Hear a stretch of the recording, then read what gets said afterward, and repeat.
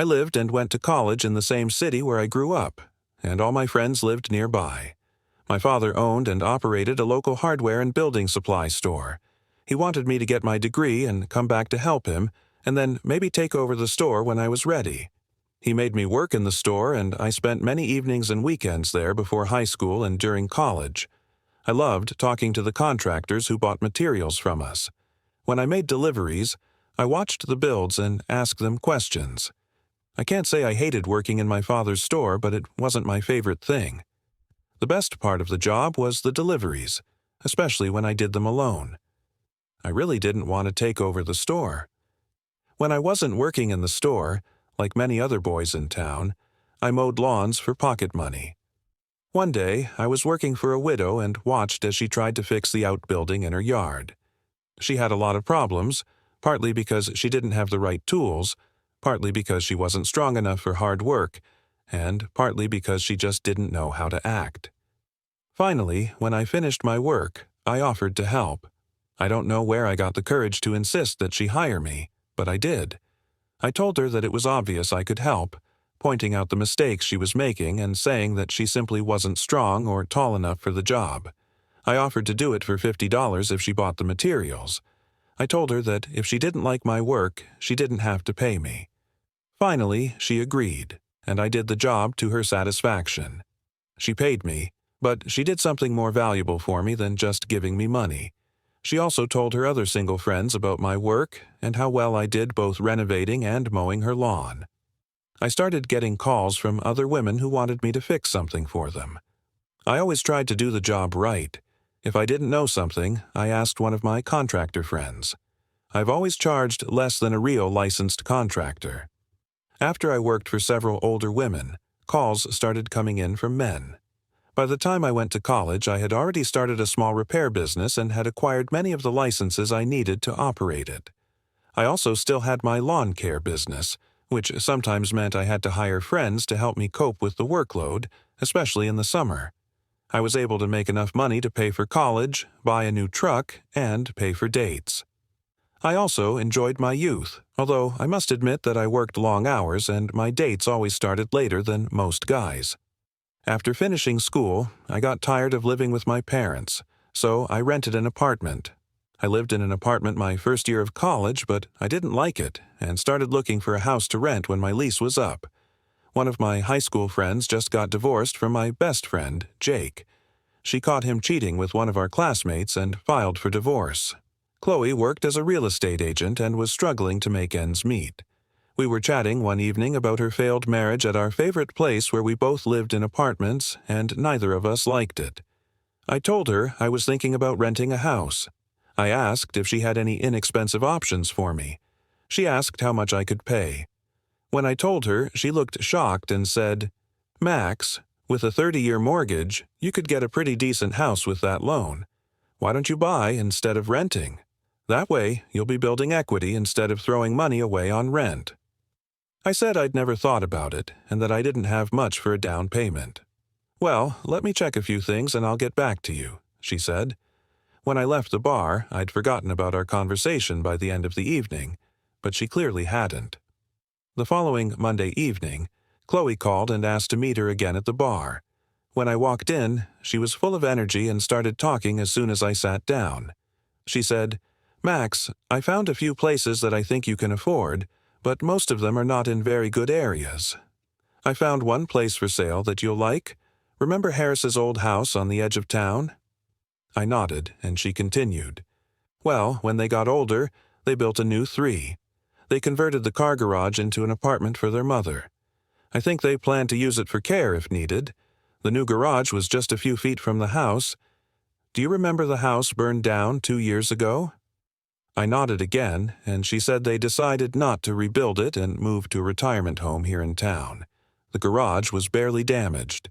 I was talking to Ava the other day, and she said they were tired of paying taxes and maintaining the place.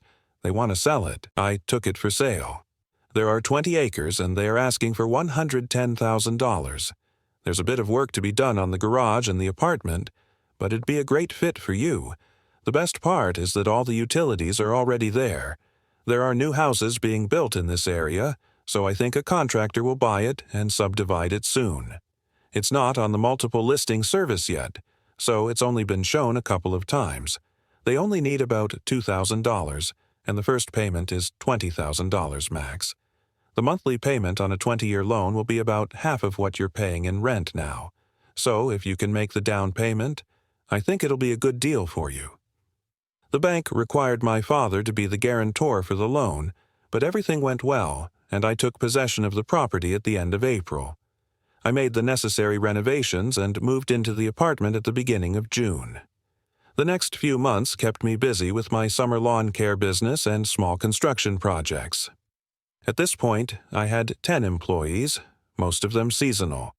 I had some time to meet with clients and start cleaning up my property. After I cleared away the debris from the burned house, I asked an engineer friend to check the foundation, and he said it was fine since the second floor hadn't burned through. I could use it for the renovation, which saved several thousand by not having to do as much excavation and pour a new foundation. The house was a small, old structure, around 1,000 square feet on the ground floor. I rented an excavator and extended the foundation toward the garage, doing almost all the work myself. I started using my free time and extra money to build myself a nice house. I connected the house to the garage with a glass-covered gallery with a cement floor. I installed a large hot tub, put a wood stove in the covered gallery for heat, and ran ductwork to the rest of the house. I finished building the house the summer after I graduated from college. It was 2,450 square feet and was built with comfort and convenience in mind. I had stainless appliances, granite countertops, oak trim, and a brick exterior. It wasn't a mansion, but it was a very prestigious house. I had a beautiful south-facing covered patio overlooking a small creek. I finished it for half the price it would have sold for. When I got married, Chloe adored the house, and I was under the impression that she married me for me, not just for the house. By the time I graduated from college, I was already moving on to new construction. I had built extensions, renovated old houses and garages, but most of my income came from new builds. I had 20 employees by then, and Chloe had started working for my dad when we got engaged. After completing her degree, she became a full-time employee and assistant manager. Her father was grooming her to become a manager after he retired. I was an only child, so the business would have passed on to us when he passed away. I bought all the materials from my father's store, so the family income from my construction business increased. My wife, Chloe, and I had been friends since childhood. I thought, like most married men, that we'd be together forever. Of course, we had the usual quarrels like any couple, but they were minor things. When we dated in high school and later in college, we broke up like most young couples do. We both dated others and were close with others during our breakups, but we always came back to each other because we couldn't find anyone we loved more. I had one girl who could have been the one, but one of my friends got involved with her before we made that decision. During my final year of college, Chloe and I became an exclusive couple. I proposed to her at Christmas, and she accepted. Chloe arranged the wedding for September after we graduated. The wedding almost didn't happen because Chloe wanted to draw up a prenuptial agreement. I now think it was a mistake to get married, but let me continue with the sad story. It seems that Chloe had inherited several $100,000 from her grandfather, and she, or maybe her father, didn't want me to get my hands on it. I told her I wasn't going to spend her money and was offended that she thought I'd get married for the sake of it. In any case, we didn't talk very nicely to each other that evening when she told me. I think I was happy when my parents decided to take a drive and come to see me. When Chloe heard them knocking on the door, she got so angry that she ran out. I let them in before she walked past them, and I heard her say, "You need to talk to your son. Otherwise, this wedding might not happen." My parents watched as she ran out to the car and drove away. I was standing there with the marriage contract in my hands when they turned to me and asked what we were fighting about. I told them, and my mom said, "Oh, Max, we thought it was something big. We know you don't marry for her money, so what's the problem?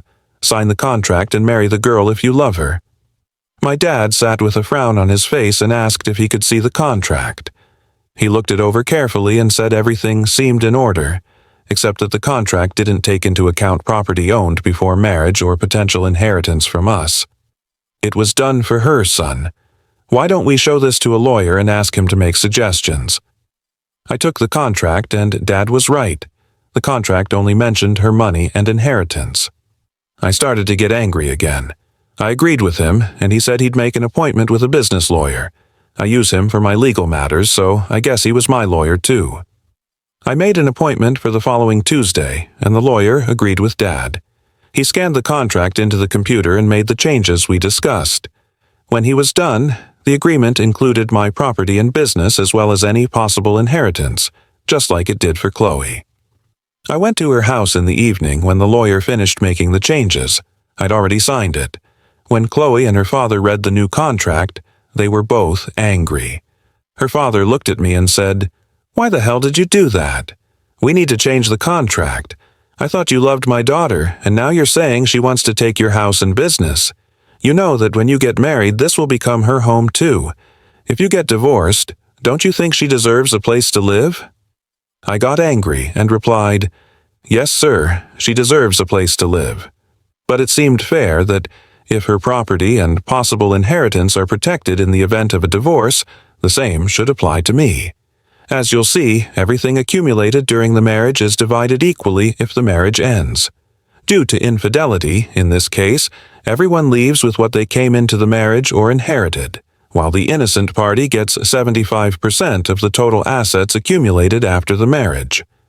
I added, "I think there should be some kind of compensation or punishment for betrayal." Chloe and her father were furious over the modified contract, and over the next few days, things became tense between us. I asked her several times why she was so angry about the contract, especially since she was the one who had suggested a prenuptial agreement. Finally, she thawed and signed the modified contract, though it took us a few weeks to get back on track.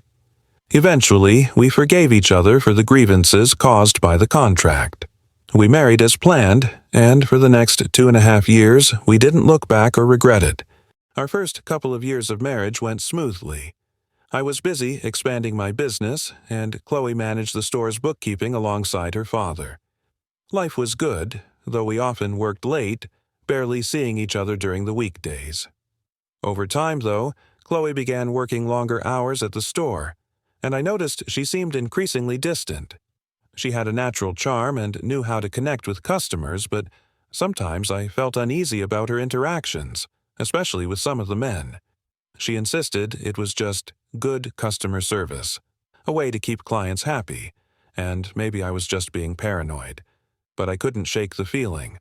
My degree was in construction management, and Chloe's was in business administration, so our degrees complemented our roles. Shortly after graduating, I decided we were in a good financial position to start building houses to sell, a move my father supported. He allowed me to buy materials from the store on credit as long as I paid it off at the end of each month, and in exchange, he kept a small ownership interest in my projects. I used this arrangement to build my first house, which sold quickly, and then my second, which sold before we'd even finished it. Business took off from there. As my work expanded, I had less time for the smaller repair jobs that were once my primary source of income. Between Chloe's salary and my profits, we were doing exceptionally well. We quickly became one of the higher income families in our small town of about 25,000 people. However, success came at a cost. I was putting in 8 to 10 hours a day with my crew and doing paperwork at night, which left little time for anything else. Chloe, too, stayed late at the store, handling bookkeeping. We had less and less time together, and my concerns about her interactions with certain customers grew. One day, I stopped by the store unexpectedly and noticed Chloe sitting with Jake, my former best friend. They were laughing, and she seemed overly familiar with him. It stirred an uncomfortable feeling in my gut, but she brushed it off, saying Jake was just there as a customer. I tried to put it out of my mind, telling myself I was overthinking things. But as time went on, I'd occasionally catch her with him or see her car parked at odd hours when I drove by the store. Despite these nagging doubts, I focused on my business. I was busy enough managing my crew, overseeing construction, and dealing with clients. In an effort to keep my crew working year-round, I started taking on additional house builds and landscaping projects. Before I knew it, my business was booming, and we were living a life of financial comfort. One evening, I decided to turn off the store's door chime, a small bell that rang whenever someone entered the building. Chloe didn't know I'd done this, and when I walked in the back door after hours, I saw her with Jake. They were close, too close, and I could hear her laugh, a sound I hadn't heard directed at me in a long time. I felt a pang of anger but kept quiet, not wanting to jump to conclusions. That night, as I lay awake, a realization hit me. Something was wrong. A few nights later, my worst fears were confirmed. I caught Chloe with Jake in the store, their bodies close, her laughter filling the air. My heart sank, and for a moment, I couldn't move. I quietly recorded what I saw, knowing I'd need proof if I confronted her. I felt both heartbroken and furious. I loved her, but the betrayal was undeniable. The next day, I met with my lawyer. I shared the evidence and said I wanted an immediate divorce. We reviewed the prenuptial agreement, and it became clear that I would keep my business, our home, and 75% of the assets accumulated after our marriage due to the clause protecting the innocent party. I knew this wouldn't be easy, but I couldn't go on with Chloe. When she received the divorce papers, Chloe was livid. She called, screaming that I'd regret it, that I was overreacting. But I didn't waver. I felt a strange mix of sorrow and relief. My parents were hurt too, especially my mom, who had grown close to Chloe. My dad, though, was firm and said I'd done the right thing by protecting myself and the business. The fallout was swift and painful. Chloe was fired from the store, and her father tried to sue my dad for wrongful termination, but with the evidence, they had no ground to stand on. Friends in town took sides, and I lost a few I thought were loyal to me. Some supported Chloe, believing her side of the story, but others saw the truth. Through it all, I found support in unexpected places. Chloe's friend Olivia, who had gone through her own divorce, checked in on me, offering understanding and sympathy. She reminded me of the man I used to be before all the hurt and bitterness. Slowly, Olivia became more than just a friend. She helped me find myself again, showing me that there was life after betrayal. Months passed, and I started to heal. I focused on growing my business and keeping my clients happy. In time, Olivia and I grew close, and a genuine friendship blossomed. She'd been a quiet, steady presence, and as I spent more time with her, I felt something I hadn't felt in a long time: hope. I wasn't sure where this new chapter would lead, but I knew I was ready to leave the past behind and take a chance on happiness once more. As my friendship with Olivia deepened, I began to see her in a different light. She was supportive without ever prying, always encouraging me to focus on the things that mattered: my business, my goals, and rebuilding my life. The time we spent together felt easy, natural. With her around, my evenings felt less empty, and the bitterness that had once consumed me started to fade. No matter what the future holds, I know we'll face it together. We've built a strong foundation, and with Olivia by my side, I'm confident that nothing can shake us. As Olivia and I settled into our new life, we discovered even more shared dreams. We wanted to make our business a cornerstone in the community, not just a construction company, but a brand that embodied quality and trust. Together, we launched new initiatives like training programs for local youth interested in construction trades, offering them a chance to build real skills and a pathway to success. Our efforts didn't go unnoticed. The community rallied around us and business grew in ways I'd never anticipated. We started taking on larger projects: small commercial buildings, renovations, and custom homes. With Olivia's expertise in managing the business side and my experience on the technical side, we made a powerful team. We supported each other through long days and tough decisions, celebrating every milestone along the way. One spring, Olivia surprised me by suggesting we build our dream home together. We'd been living in the house I'd renovated after college, but the idea of building something uniquely ours was exciting. We found a beautiful piece of land a bit outside town with rolling hills, towering trees, and a stream that ran along the back edge. Over the next year, we poured our hearts into designing and building it, each room a testament to our vision and love for one another. When the house was finished, it was more than I could have imagined. An open, airy space with large windows overlooking the hills, a cozy fireplace, and a back porch where we could sit and watch the sunset. It became a sanctuary for us, a place to unwind after long days and share quiet, peaceful evenings together. We spent more time together after work, sharing dinners and long conversations. Olivia understood me in a way few others did, and as the months passed, she became a central part of my life. I realized I looked forward to seeing her each day, and it wasn't long before my feelings went beyond friendship. One evening, as we were having dinner on my patio, I found myself opening up to her about everything: my fears, my regrets, and my dreams for the future. She listened with the same quiet strength I'd come to depend on. As the evening grew late, I took her hand, and in that moment, everything changed. I felt ready to let go of the past and embrace a future with her. A few weeks later, I made the decision that had been building in my heart. I wanted Olivia in my life permanently. I bought a ring and planned a quiet evening to propose.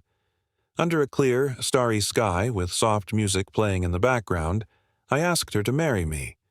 Her eyes filled with tears as she said yes, and at that moment, I knew I'd found the peace and happiness I'd been searching for. Our wedding was a small, intimate gathering with close friends and family. It felt like a new beginning, a fresh chapter filled with hope and love. Olivia quickly became not only my wife but also my partner in the business, bringing a warmth and balance that only she could offer. Together, we continued to grow the company, and my once small construction business flourished under our combined efforts. As the years passed, Olivia and I built a beautiful life together. We shared laughter, love, and the simple joys that make life meaningful. Every evening when I came home, I was met not just by a house, but by a family. A true home, one filled with warmth and companionship. Looking back, I realized that all the hardships, betrayals, and struggles had led me to this place. Without them, I may never have found the strength to rebuild or the courage to open my heart again. Olivia taught me that even after the darkest times, there's always a chance for renewal.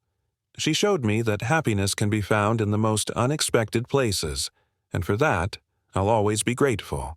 In time, our family grew.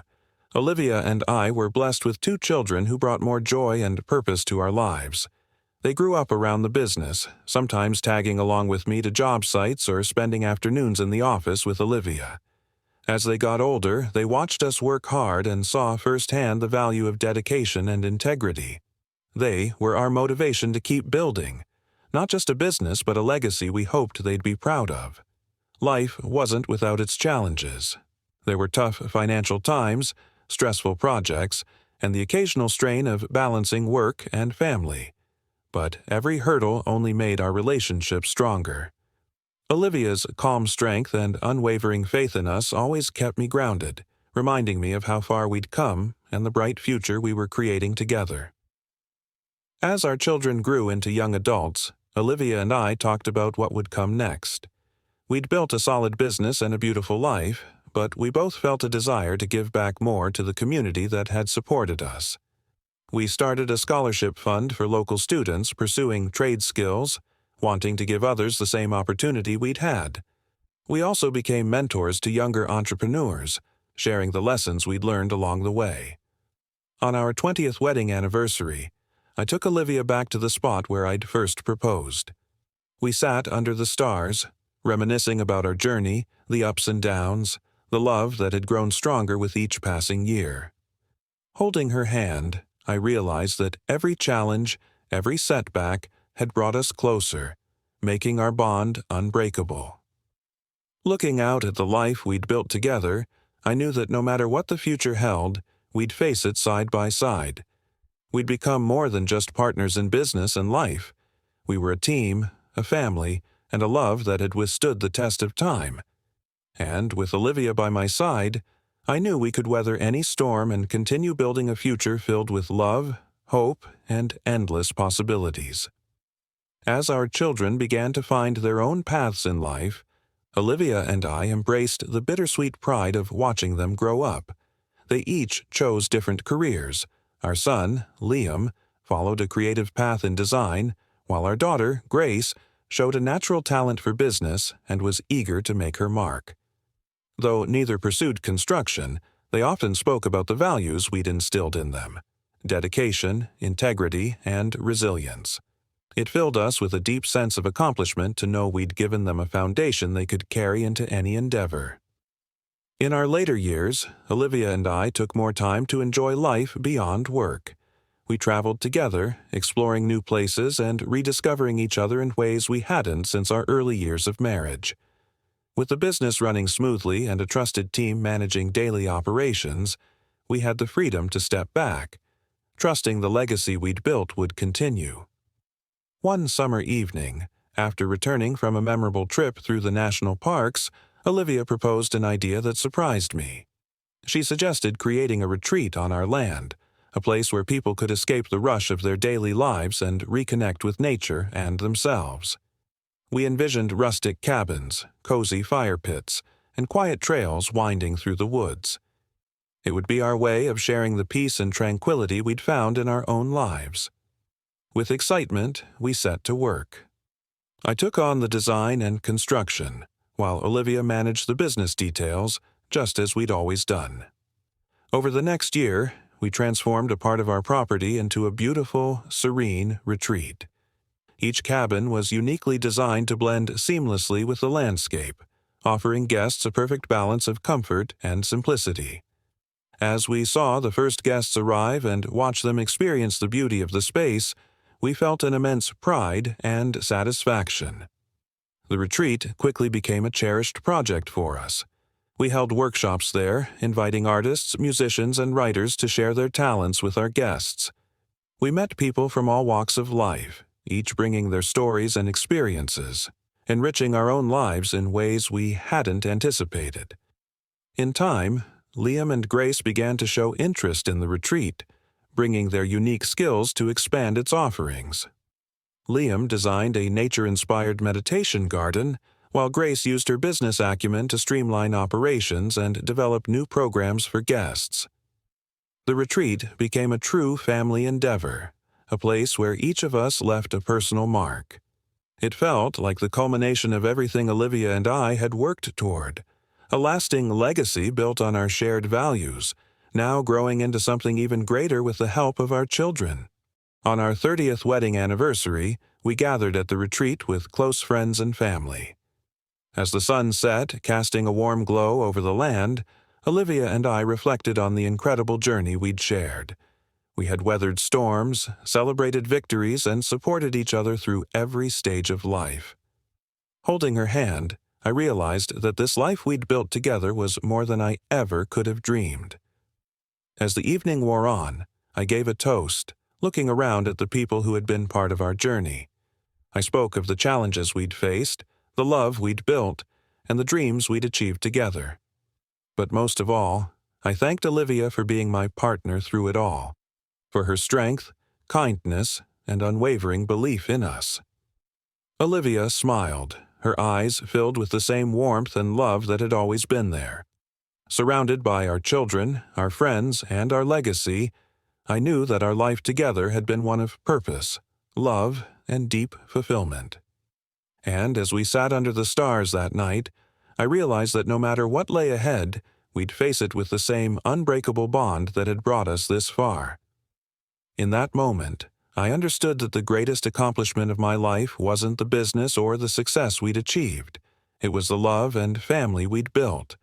Our legacy wasn't just something we'd leave behind, it was something we were living every day, a testament to the life we'd crafted together, one filled with love, resilience, and hope for the future. As the years passed, Olivia and I grew older, but our love remained as strong as ever. The retreat had become more than just a business. It was a place where memories were made, where friends and family gathered, and where our children came to find comfort and peace. Liam and Grace each brought their own families there, and watching our grandchildren play on the land, explore the same woods, and run along the stream that had once captivated us brought our lives full circle. The retreat continued to thrive, thanks to Liam's innovative designs and Grace's sharp business sense. Olivia and I gradually stepped back, letting them take over. They had not only embraced our vision but expanded it in ways we could never have imagined. Under their guidance, the retreat offered wellness workshops, family reunions, and creative retreats, bringing in people from far and wide. We were proud to see the next generation carry on the values we'd instilled in them, and we watched with a deep sense of fulfillment as they transformed the retreat into something that resonated with their own passion and ideas. One crisp autumn evening, as Olivia and I sat on the porch overlooking the sunset, she leaned into me and said softly, "We've lived a good life, haven't we?" I held her close, feeling the weight of all we'd been through together, the joy and the hardships. I nodded, my heart full. "Better than I ever dreamed," I replied, my voice choked with emotion. There was a peace in knowing that everything we had built, the family, the business, the retreat, was now in good hands. Time passed and life slowed down for us. Olivia's health began to decline, but she faced it with the same strength and grace that had always defined her. We cherished every day, finding joy in the simplest moments. The children and grandchildren visited often, filling our home with laughter and warmth. Olivia remained the heart of our family, her presence a constant reminder of love and resilience. One winter morning, after a particularly joyful holiday spent with our family, Olivia peacefully passed away, surrounded by those who loved her most. Her loss was a blow that shook me to my core, leaving a void I wasn't sure I could ever fill. For days, I wandered through the retreat, feeling her in every corner, in every tree, in every laugh that echoed through the cabins. She was everywhere, yet painfully absent. In the months that followed, I poured myself into the retreat, finding comfort in the work we had done together. Liam and Grace were there every step of the way, supporting me through my grief, helping me carry on her memory in ways that honored her spirit. Together, we created a small memorial garden in her name, a quiet sanctuary filled with her favorite flowers and a bench overlooking the stream. It became a place where family and guests alike could reflect, find peace, and feel her presence. As the years rolled on, I found solace in my family, the retreat, and the land that held so many memories. I spent my days sharing stories of Olivia with my grandchildren, teaching them about her kindness, her resilience, and the love that had carried us through life. They loved hearing about their grandmother, often asking me to repeat the same stories, and I could see Olivia's spirit living on in them. One summer evening, on what would have been our 50th anniversary, the entire family gathered at the retreat. We sat around a roaring bonfire, the grandchildren roasting marshmallows as we shared memories and laughter. I looked around at the faces of my children and grandchildren, and I felt an overwhelming sense of gratitude. Olivia and I had created a legacy that extended beyond the business, beyond the land. It was a legacy of love, resilience, and family. As the fire crackled and the stars filled the night sky, I raised a quiet toast to Olivia, feeling her presence beside me, as strong as ever. I realized then that, though she was gone, she would always be with me. Her love had shaped my life, and her spirit had left an indelible mark on our family. In that moment, I knew that the story we had written together would live on, not just in the memories of our children and grandchildren, but in the lives of every person who found peace, joy, or comfort at the retreat we'd built together. It was a love that had endured every trial, a love that had built a life and a legacy that would last far beyond my years. And as I sat there surrounded by family under the vast, starlit sky, I felt truly at peace, knowing that our love would carry on, forever.